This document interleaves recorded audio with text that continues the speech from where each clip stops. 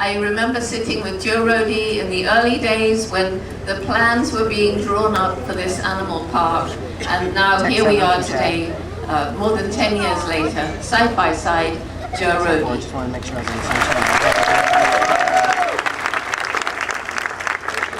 Oh, thank you, Jane. You know, the first time I heard Jane do her great chimpanzee vocalizations, I was a 17-year-old freshman in college.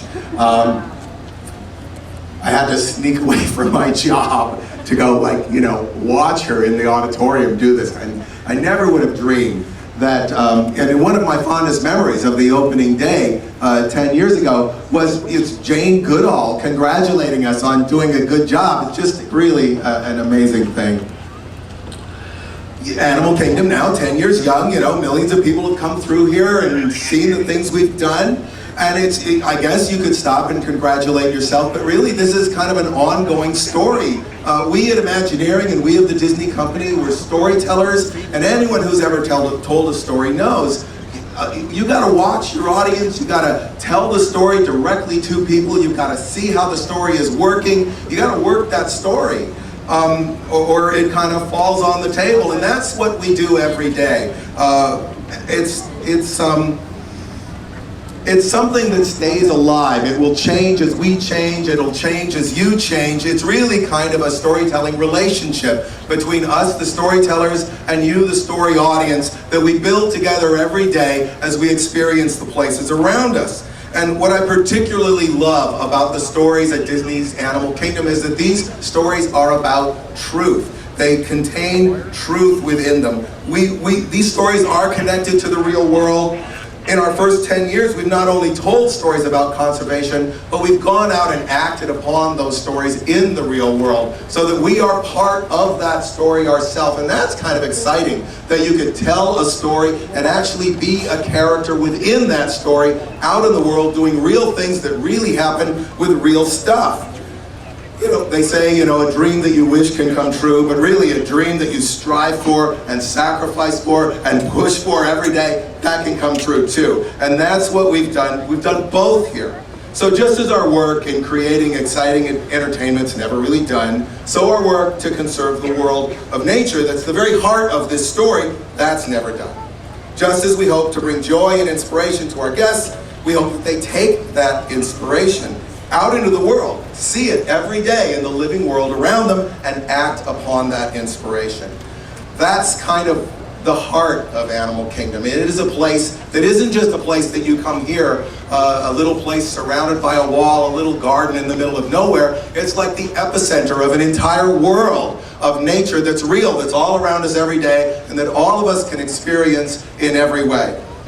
10 years is really kind of a baby step for Animal Kingdom. We hope to grow older and wiser and younger at heart with each new stride into the future, none of which would be possible without all of you who come and enjoy the things we do. And so I just want to take this moment, 10 years in and hopefully many, many years into the future, to thank you for your support and enthusiasm that you bring to us. So thank you all.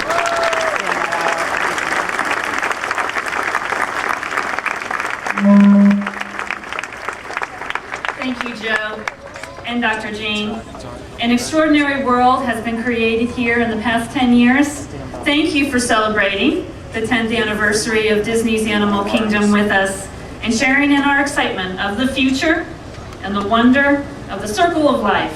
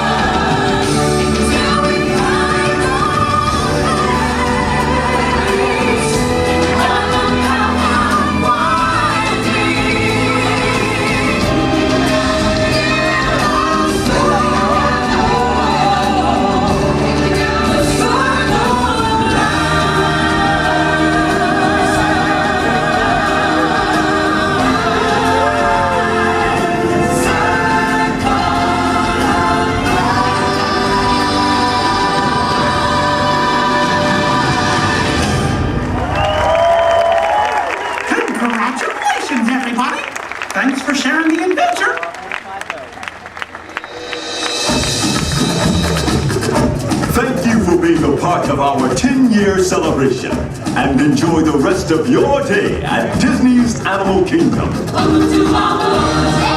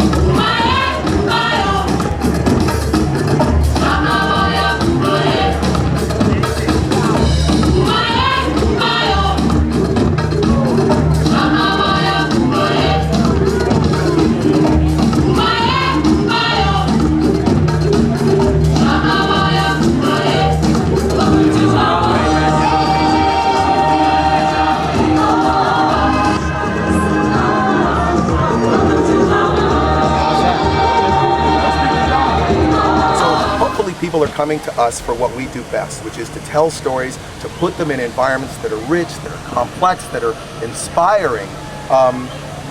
But I'm always a little hesitant to compare it to the real world because the real world is so really, really real. Jane Goodall's a big inspiration. I just was saying in my opening speech, I mean, the first time I saw her was 17 years old, and her dedication, she has this quality of just absolute hope, absolute will that her actions will make a difference, and we do try to emulate that. We are, after all, we're just designers. We're just doing a theme park, you know, but we really hope that this theme park will send a message and inspire people and touch people, and that they really will go out into the world and do something fantastic with what they've been inspired to do. When you're wandering around the parks, what is your favorite moment or attraction? Or I like the quiet moments of Animal Kingdom. I really think this is a park where if you want to get the value out of your ticket, slow down, take a breath, and enjoy the quiet beauty of these little places scattered all through this park. I think what warms my heart the most on this Earth Day is being in Animal Kingdom with 100 dedicated, passionate, inspired young leaders from around the world in our Roots and Shoots program to share this Earth Day, to be back in a place that I've seen grown over the past 10 years and actually been involved since before it was open.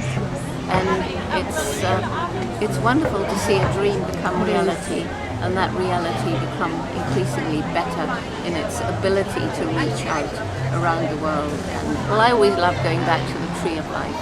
And I always remember the first time I saw it, it still had its scaffolding up, they hadn't put the leaves on it. And so I got really up close to some of the animals at the top. Now you need binoculars. Right.